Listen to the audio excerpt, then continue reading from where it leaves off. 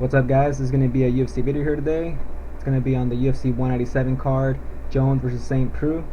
So I'm going to go ahead and do my picks for the Fox Sports 1 Prelims. If you guys haven't already watched my Fight Pass Prelims video, check that one out for those picks. But today, in this video, I'm going to be doing the Fox Sports 1 Prelims. So 4 fights. Let's go ahead and get started. So for the first one, we got Franca against Vic. So both these fighters seem pretty well-rounded. They like to finish fights, especially with submissions. Reach advantage is pretty much identical. Franca has just 1 inch more, even though he's 3 inches shorter. So I have their pages loaded up here so you guys can take a look. So here's Franca's page. Summary is striking, but I think this guy's more of a jiu-jitsu guy than striking from what I'm seeing, and he also likes using takedowns a lot in his in his MMA game. And his fight I've seen against Fernando Bruno, he didn't really impress me too much. It was just mostly I think it was clinch work, takedowns, and stuff like that. As you can see, his strikes very minimal. He was able to get a submission win though from the round 3, as you guys can see right there.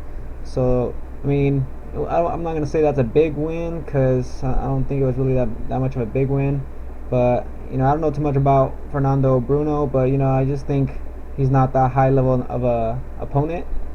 But if we compare that to James Vick here, this guy's already fought 4 fights in the UFC compared to Franca, who only has 1 fight in the UFC, and that was against Fernando Bruno. He did get a finish in that fight though. But as you can see here, Vick has a lot more experience in the octagon.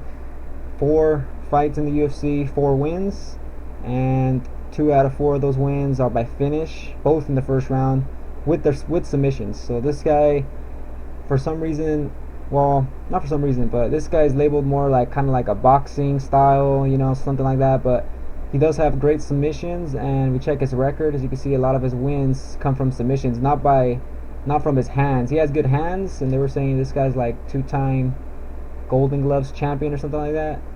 You guys can see right here, blue belt in Brazilian Jiu-Jitsu and 2-time Golden Gloves champion in the open division. So this guy does have some good hands, but it seems like his submission game is also really good, if the fight goes to the ground. So this guy's dangerous everywhere, guys. He has good striking.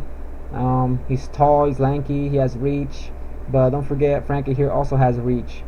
But I think Vic here is just such a beast. I mean, this guy beat Jake Matthews, which is one of those prospects, and he actually, I think, gave Matthews his first loss.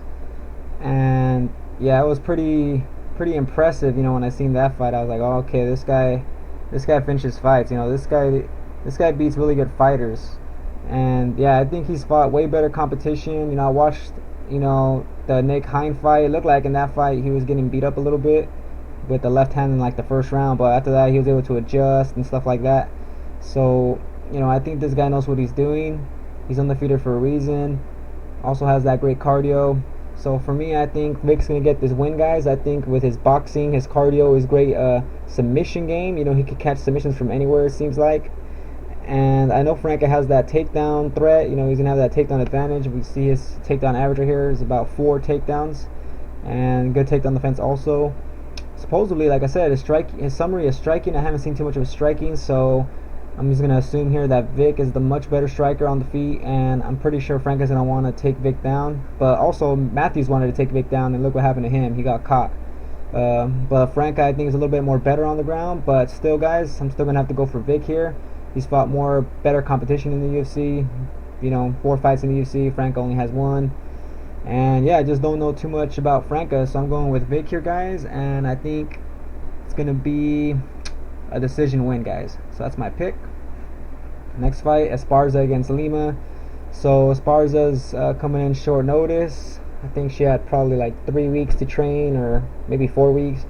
Not too short notice, but still short notice against Lima right here. So Esparza's pretty much known to be the first strawweight champion. And yeah, pretty much all she does is like to wrestle.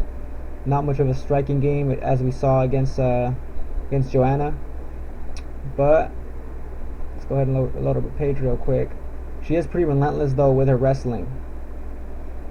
Summary: wrestling, ground and pound, and boxing. I haven't seen too much of her boxing skills, so I know she was outclassed by Joanna. Now Lima here is not in the same class as Joanna, you know, with the striking.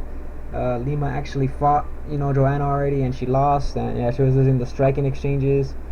And what's weird about Lima is that she likes using takedowns, guys. We see her stats right here. Her last fight, she got 3 takedowns. The other fight before that, takedown, and she even took down Jan Jacek. So she's very versatile, even though she's labeled as multi ground and pound and takedowns. You know, I haven't seen too much I haven't been too impressed with really her striking, but you know, she has leg kicks, and you know, she has that basic multi striking, I guess you want to call it. Now for this fight, I'm going to go ahead and just take I'm just going to go ahead and take Lima, guys. I know she's going to be underdog, you know, Esparza, former champion, but you know, I think Esparza is, you know, pretty one-dimensional, just like using takedowns. I'm pretty sure she's improved. I mean, it's been like already a year, so it's been a year-long layoff already for her. Probably like, I think it's like a year and a month or something like that since she got beat by Joanna. I'm pretty sure she's improved her overall game. But Lima here has 100% takedown defense. It seems like, you know, she also likes doing her own takedown, so she might even want to go for a takedown against Esparza maybe. But if not, I mean, we've seen Esparza's striking game. I mean, there's only so much you can improve in a year, so it's just like, I think I'm gonna go for Lima here.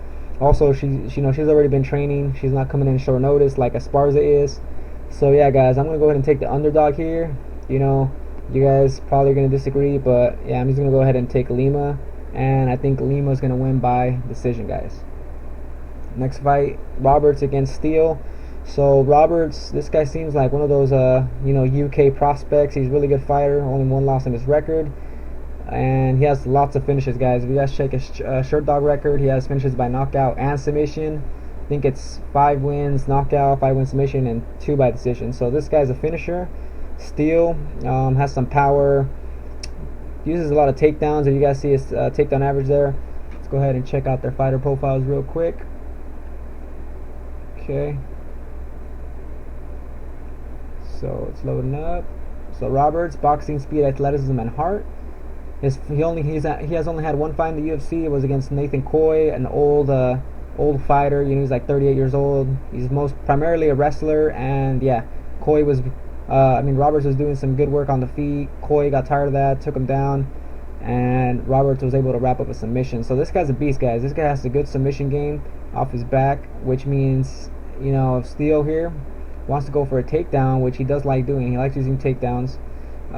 His last fight, he landed 4 takedowns against some fighter named Dong Hyun Kim, and he was able to knock him out in the 3rd round with a slam. And before that, he got actually knocked out by Zach Cummings. So yeah, this guy Roberts is a lot better on the feet than Zach Cummings. He's very fast, good footwork. It looks like this guy has really good striking overall, but also he has that submission game. And I think pretty much, also, if you guys seen Steele's fights, this guy gets rocked. I mean, he did get knocked out before his last win, but he also did get rocked, I think, a little bit by by Dong Hyun Kim. So this guy, you know, his chin is really not that good, I think, and I think Roberts will expose that. I think if it stays on the feet, Roberts knocks him out or TKOs him, and if it goes to the ground, I think Roberts has a chance to either, you know, get up off his feet or probably catch a submission, guys. So for me, I'm going 100% going with Roberts here. I think he gets it done. I don't think Steele can hang on the feet because of the chin.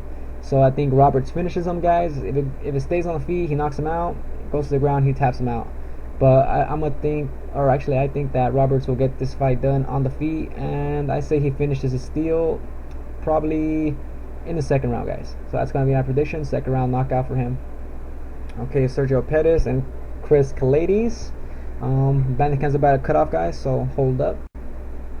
Alright, I'm back. So Pettis against Caceres, flyweights right here, featured fight for the Fox Sports 1 prelims. And yeah, so let's go ahead and talk about it. So Pettis, great striker, just like his brother. Caceres, he's a well-rounded fighter. He likes using his grappling, likes using striking. Looks like he's just, you know, average everywhere. It doesn't seem like he excels at any one place. Let's go ahead and open up their pages real quick. Now the reaches and everything are pretty much identical. Pettis has a lot more significant strikes landed per minute. Obviously, this guy's a good striker. Alright, this page is loading up. Alright, so here we go. Summary, stand up, and Anthony Pettis' little brother. Yep. Alright, so he's coming off a win against Chris Carriazo. I watched that fight, pretty much dominated Carriazo for like the first 2 rounds. Third round, I think, was a little bit closer, but I think he almost got caught in a submission. But still, you know, pretty much Pettis, you know, beat him up, and he also landed a takedown, guys. So this guy Pettis here, you know, he's evolving his game, starting to use takedowns against Chris Carriazo. So that means this guy's evolving, you know. Before that, though, he did get knocked out by Ryan Benoit, or Benoit, whatever you guys want to call him. But before that, he did have 2 wins in the UFC. So this guy, I think he's improving. Obviously, he has really great striking, but he's also starting to do some grappling here using takedowns. And what Caceres does well is he likes, you know, mixing everything up. Against Chris Beal, you know, I thought he lost that first round, but then, you know, ended up winning the fight by split decision. But still, you know, this guy mixes it up and he takes advantage. It looks like he has good cardio, and he takes advantage because Chris Beal had crappy cardio. Like in the second round, looked like he was already getting tired, and you know, Caceres saw that, and yeah, he took advantage of that. But you know, Caceres here comes in great shape. You know, it seems like he's a really well-rounded fighter. Like I'm saying, this guy could do everything, mix it up and whatnot. I didn't see his fight against Rayborg, but you know, I guess he lost that fight. I didn't see this other fight either, because I usually just like to watch the recent fights, guys. But you know, this fight was close, but you know, he's able to get it done. But yeah, this guy likes mixing it up, guys. To me, I don't think he has that much power though. Pettis before has been knocked out, so maybe, you know, his chin might not be too good, but I'm pretty sure it's already kind of recovered by now. But you know, in his last fight, Pettis showed he's just, you know, just a beast right now. Great striking, and then able to mix in his takedowns. So I think he's going to be too much for Caceres, guys. I think on the feet, Pettis is going to light him up, and if it goes to the ground, I think Pettis finds his way up. But also Pettis could take down Caceres, guys. So I'm going to go ahead and just pick Pettis on here, guys. I think he gets this fight done with his striking, and I think he wins by decision. Alright, guys, so those were my picks. So for the first one, I have Vic winning this fight. Yeah, I think he probably wins this fight by decision, I think is what I said. Yeah. Or was it? Yeah, I think he's going to win this fight by decision, though, guys. Next, I'm going to go ahead and take Lima. Pretty sure she gets this fight done with by decision, guys. And next, for sure, this fight, guys, Robert's going to get this fight done. I think he gets a finish, and it's going to be in the second round, probably by TKO. And finally, I'm taking Pettis by decision, guys. So that's going to be it for my picks, guys. As always, if you guys want to join DraftKings, I got the link in the description below. You guys can try to make some money on there and whatnot. But yeah, guys, that's going to be it for today's video. Hope you guys enjoyed my picks. Stay tuned for the main card. I'm going to try to break down a little bit more than this one. But yeah, that's going to be it, guys. Hope you guys enjoyed the video. Catch you guys on the next one.